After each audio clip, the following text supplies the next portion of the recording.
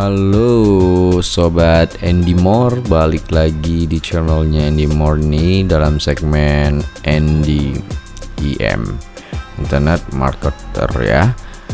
Pada kesempatan ini masih suasananya seperti biasa lah ya, yaitu fase persiapan kontestasi Pileg nanti bakal diselenggarakan kurang lebih beberapa bulan lagi ya teman-teman ya.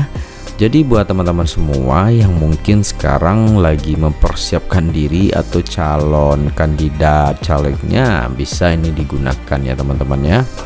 Kita bakal membahas pada video kali ini terkait strategi pemenangan caleg secara digital dan upaya untuk menggait para pemilih pemula atau pemilih baru ya. Kita tahu sendiri ya, kenaikan angka DPT atau daftar pemilih tetap itu hampir setiap dekadenya itu atau 1 kali 5 tahun itu ada kenaikan yang cukup signifikan ya. Otomatis kenaikan ini bertambahnya usia para pemilih-pemilih yang jadi pemilih pemula ya, calon pemilih menjadi pemilih pemula lah gitu. Dan notabene jelas itu anak-anak muda ya teman-teman ya. Nah, seperti apa kita akan melihatnya. Nah, oke, langsung saja. Sekarang ini media digital sangat digandrungi oleh berbagai pihak, terutama anak muda yang kita tahu ya. Karena media ini lebih update daripada media lainnya seperti koran ataupun poster.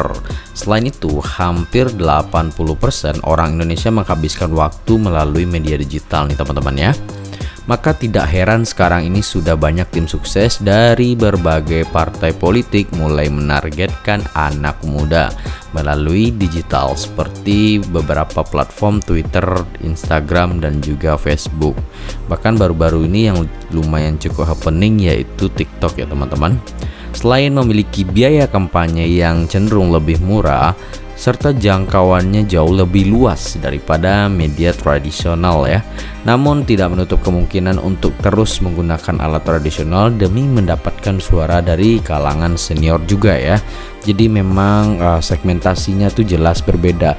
Akan tetapi sebagai kita misalkan atau Anda yang bagian dari tim sukses atau juga bahkan caleg itu sendiri, kita memiliki kepentingan untuk kedua fase ini ya, fase untuk range anak muda dan juga senior atau golongan yang lebih tua. Jadi hal ini kita combine lah, tinggal parameternya itu calon-calon daftar pemilih kita ini kecenderungannya tuh lebih banyak mana ya, baik secara range usia, gender, dan ragam latar belakang lainnya ya teman-teman ya. Oke, kita lebih kerucutkan lagi ya. Yang pertama, bagi Anda yang ingin mencoba ya media digital, bisa melakukan beberapa strategi pemenangan caleg ya. Yang pertama itu hal yang kita lakukan yaitu buatlah kampanye unik agar menarik gitu.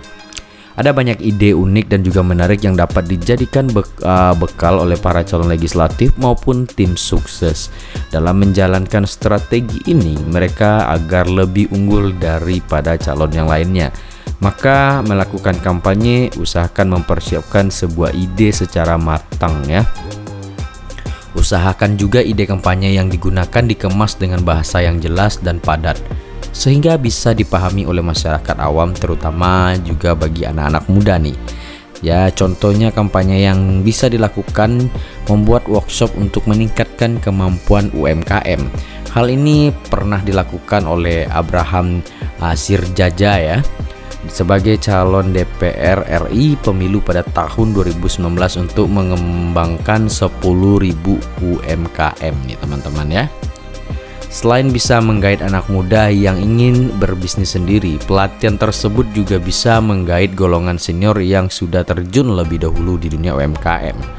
Lalu kampanye ini juga bisa dijadikan contoh kinerja nyata karena dapat dirasakan langsung oleh masyarakat ya, sehingga dapat mengurangi angka pengangguran dan meningkatkan semangat banyak orang untuk melakukan bisnis. Nah, kita dapat langsung dampaknya bisa dirasakan oleh segenap lapisan masyarakat, maka mereka akan mudah menilai calon sebagai kandidat terbaik ataupun tidak nih ya. Kemudian yang kedua itu bangunlah image di media sosial. karena calon legislatif adalah orang-orang yang menjadi Dewan Perwakilan Rakyat alias DPR nih ya. Melalui dukungan masyarakat di pemilu, maka setidaknya calon harus dikenal lebih dahulu oleh orang banyak nih ya. Ini bisa dimulai dengan membangun branding yang baik melalui kanal sosial media. Mungkin sebagian dari kita melihat branding hanya dilakukan oleh pedagang, tetapi sebagai caleg mereka juga harus menjual nama agar mendapatkan kesan yang baik.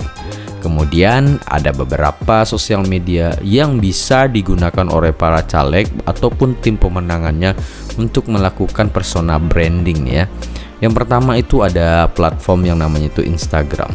Platform pertama dalam strategi pemenangan caleg ini memiliki bentuk visual berupa foto dan juga footage video nih ya, sehingga masyarakat akan lebih mudah mengenal para calon sebelum melakukan pemilu.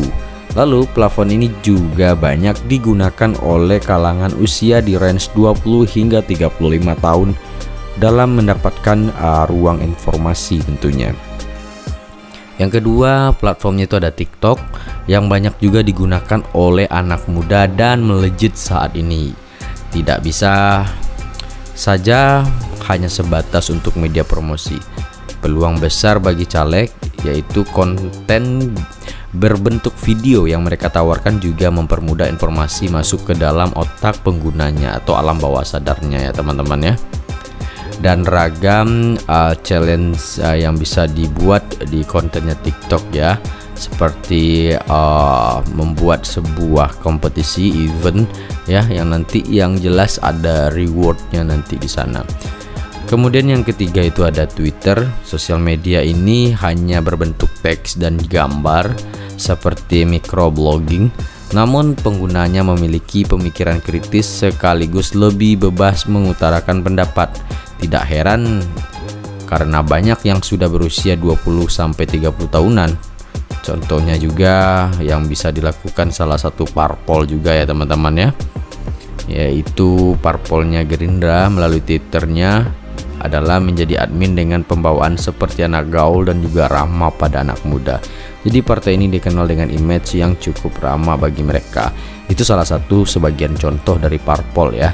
Kemudian treatment yang ketiga itu ya terkait upaya yang kita lakukan dalam pemenangan caleg itu, yakni bagaimana ikut di dalam diskusi publik ya.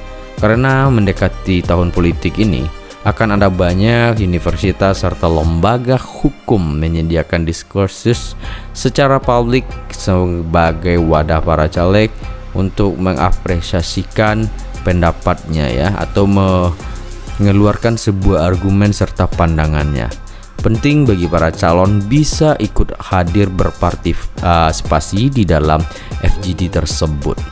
Dengan adanya wadah ini, para caleg bisa mendapatkan feedback berupa keluh kesah dari kesan masyarakat, sehingga strategi pemenangan caleg ini bisa membantu calon memberikan sebuah solusi terbaik mereka dalam masa kampanye.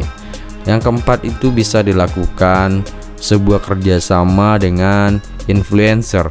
Sekarang ini sudah banyak influencer yang mempromosikan berbagai macam produk melalui sosial media. Ini juga bisa dimanfaatkan dalam strategi pemenangan caleg secara digital untuk meningkatkan sebuah popularitas calon.